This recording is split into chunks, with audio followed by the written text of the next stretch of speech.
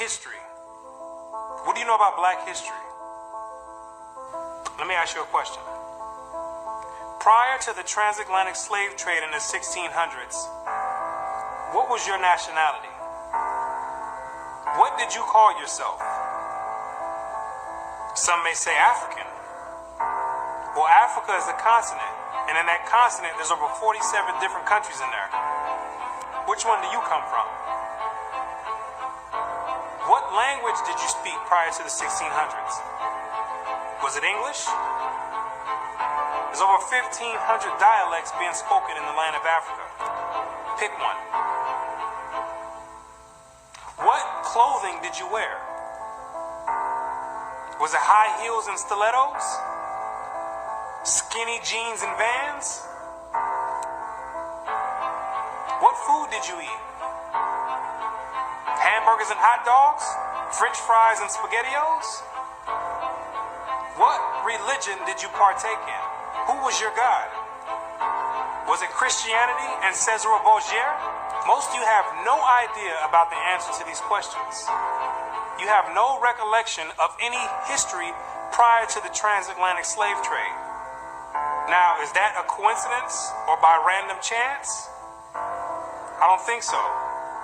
Have you ever asked yourself, why is it that in the public school system that every time the subject of black history is taught, it always begins in the 1600s and with slavery?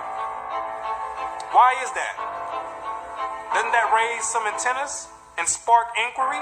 Why is it that the public school system is so committed to revolving black history solely on the past 400 years? Why is that? Is it because there's a deficiency in historical data? Or maybe because there's no history at all prior to the 1600s.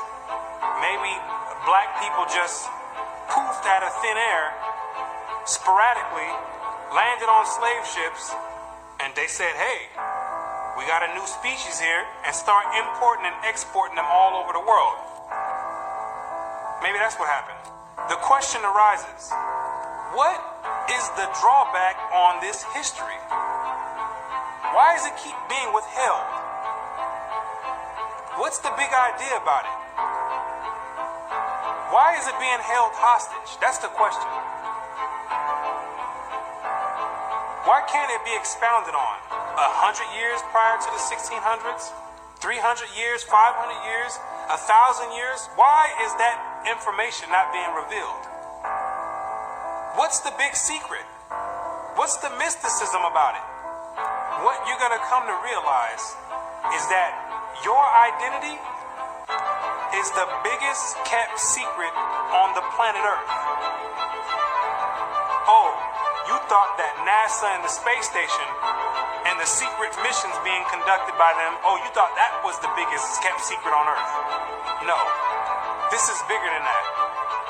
You thought that the government and the CIA and the FBI hiding information about UFOs and Planet X and Nubaru and aliens, you thought that was the biggest information and biggest kept secret.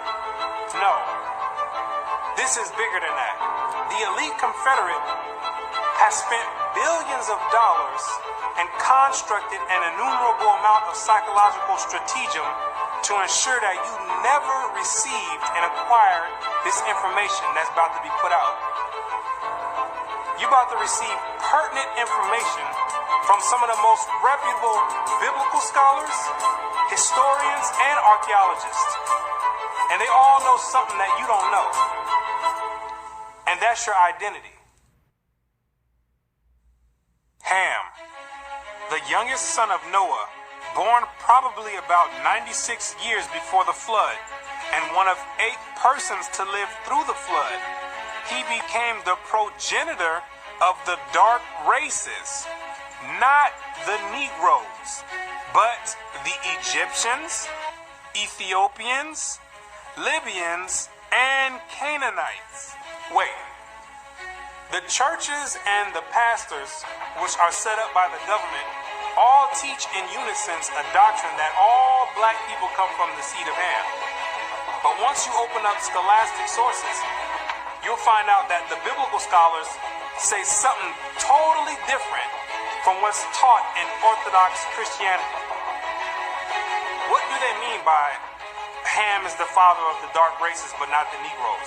The Negroes themselves are a dark race of people, so how can you say that Ham is the father of all these dark races and exclude the Negroes?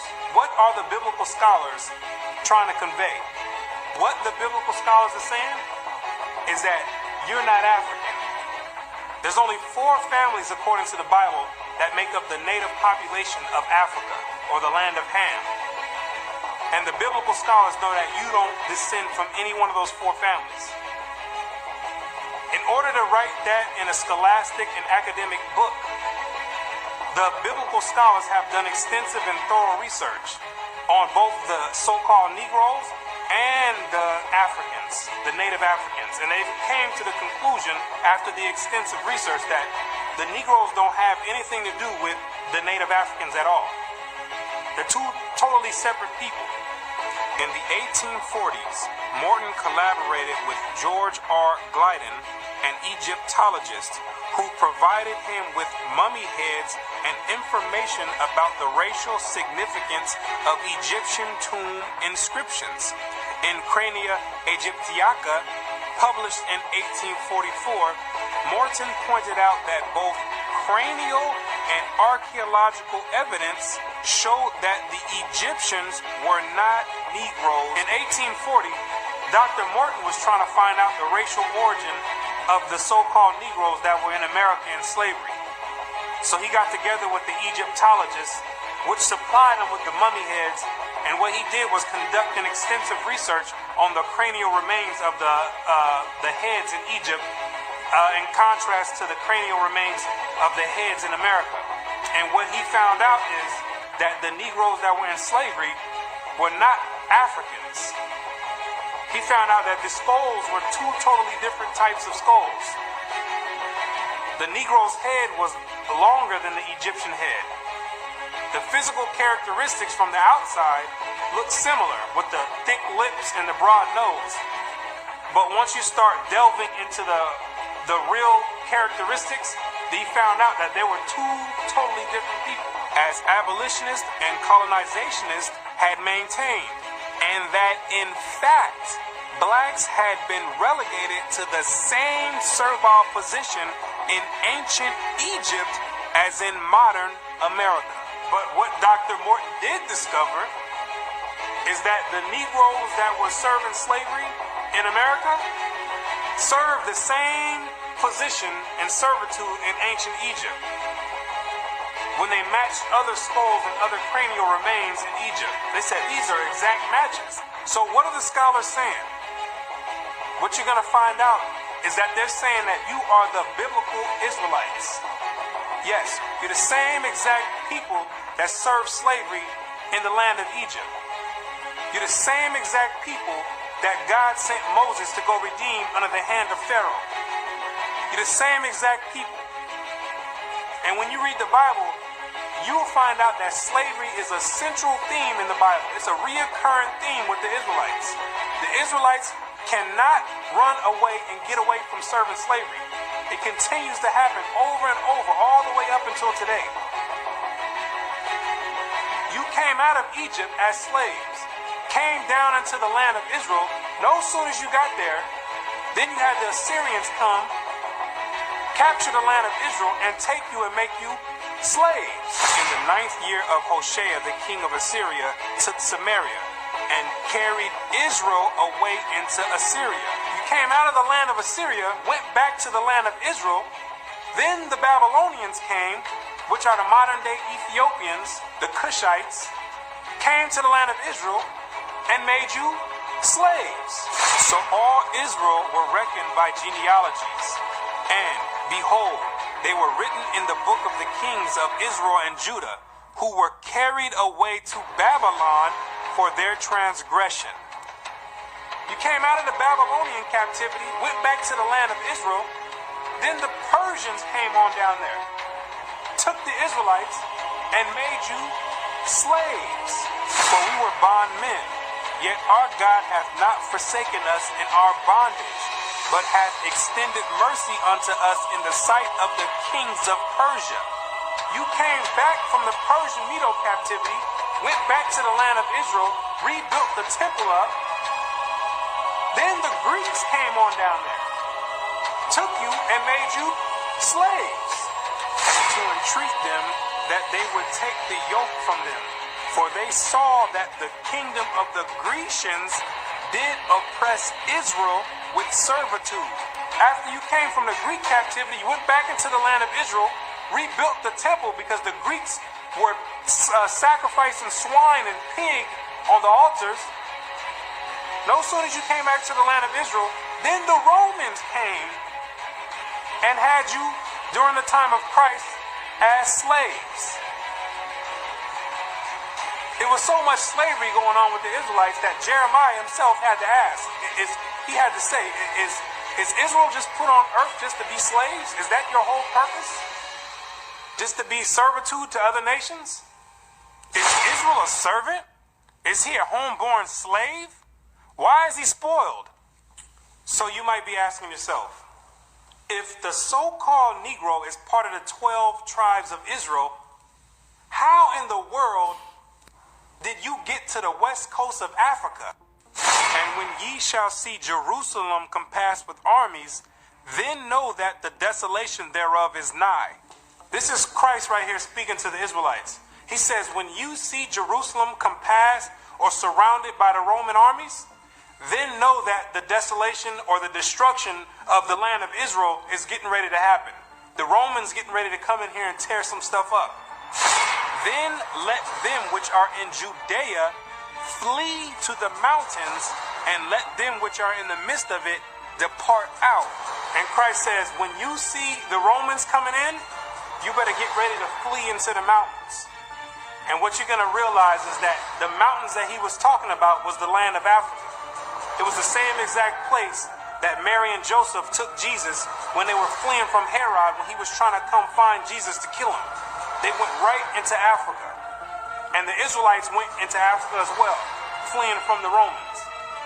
In the year 65 BC, the Roman armies under General Pompey captured Jerusalem. In 70 AD, General Vespasian and his son Titus put an end to the Jewish state with great slaughter. During the period from Pompey to Julius, it has been estimated that over 1 million Jews fled into Africa, fleeing from Roman persecution and slavery. The slave markets were full of black Jewish slaves.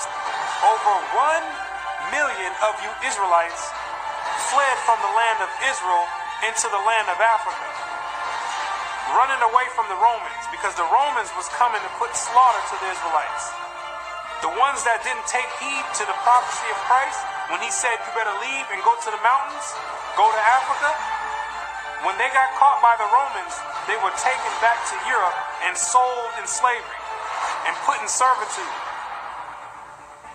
and became gladiators, put in the lions' dens.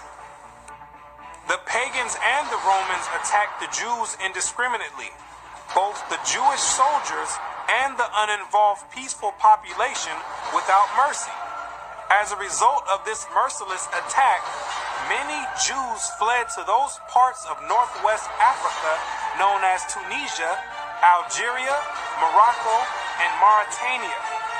Many other Jews fled to other areas where Rome did not have any jurisdiction. This was to the region of the south, the Sahara Desert, and the Sudan. Grazel says, such is the explanation of how the Sahara Desert first acquired Jewish tribes, toughened by a fighting tradition and possessed of physical characteristics, black, which it is said still makes them approximate very closely the original Jewish population of Palestine. And after migrating from Israel and dwelling on the northwestern parts of Africa, after you were fighting vigorously with the Romans, you had no choice but to start migrating to the southern regions of Africa, where the Romans didn't have any jurisdiction. because the Romans were relentless and they were adamant about putting all Israelites to death. So in order to get any type of peace, the Israelites had to start migrating to the sub-Sahara parts of Africa. The scholars know this for a fact. The biblical scholars know this for a fact. They know all the history of the Israelites and their migration patterns. Whatever may be thought of the more or less mythological traditions connected with the earliest Jews in North Africa, it is now practically an established fact that a Jewish nation, Jewish at least in faith, and perhaps too in origin, long held sway south of the Sahara. In later centuries, Jews are believed to have settled in Western Africa during the height of the Songhai, Mali, Ghana, and Canaan-Bornu empires. According to accounts from explorers of the region, several powerful Jewish families of the Songhai Empire were of Jewish origin. Some accounts place West African Jewish communities in the Andu Forest of Dahomey, south of Timbuktu. In the 1930s, these groups still maintained a Torah scroll written in Aramaic that had been burned into parchment with a hot iron instead of ink so it could not be changed. In the 1930s, the historians went over there and still found Israelites over there that didn't get captured in the slave trade, still practicing the Hebraic faith, still knowing who they were.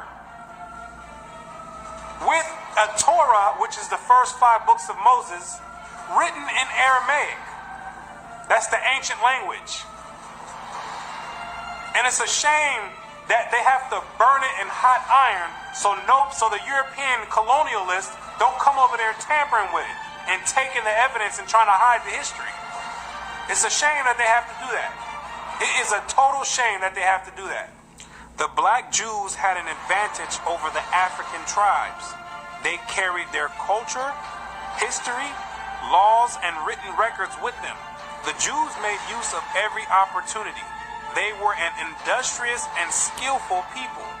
In the Jewish Ghanaian states were found kings, princes, governors, generals, secretaries, treasurers, revenue agents, judges, architects, engineers, doctors, historians, language interpreters, mathematicians, jewelers, sculptors, masons, carpenters, painters of art, goldsmiths, leather workers, potters, armorers, saddlers, blacksmiths, agriculturalists, etc.